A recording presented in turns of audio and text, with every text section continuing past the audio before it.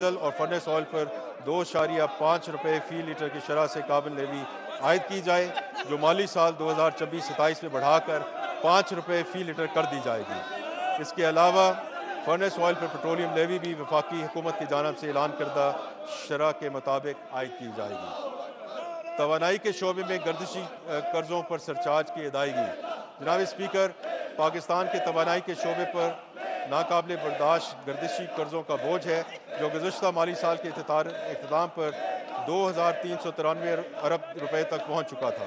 इस गर्दिशी कर्जे पर कायबोर के अलावा 2% से 5.4% तक मालियाती चार्जेस आयद होते हैं और माली साल 2025 में इसकी मुतवक्का लागत 454 अरब रुपये तक पहुँचने का अंदेशा है। वफाकी हुकूमत का इरादा है कि मौजूदा महंगी कर्ज़ों की रीफाइनेंसिंग सस्ते और शरीयत के मुताबिक बैंक फाइनेंसिंग के ज़रिए की जाए और इस तरह मौजूदा कर्ज की अदायगी के लिए डेट सर्विसिंग सरचार्ज को सिर्फ मुनाफा या मार्कअप के लिए नहीं बल्कि असल कर्ज की अदायगी के लिए भी इस्तेमाल किया जाए।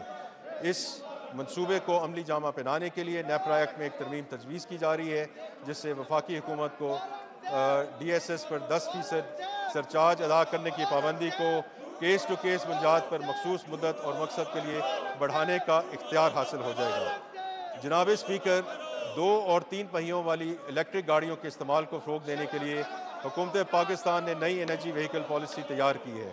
इस पॉलिसी का मकसद पेट्रोल और डीजल पर चलने वाली गाड़ियों के बजाय इलेक्ट्रिक गाड़ियों को तरजीह देना है, ताकि हम माहौल को आलूदगी से बचाएं।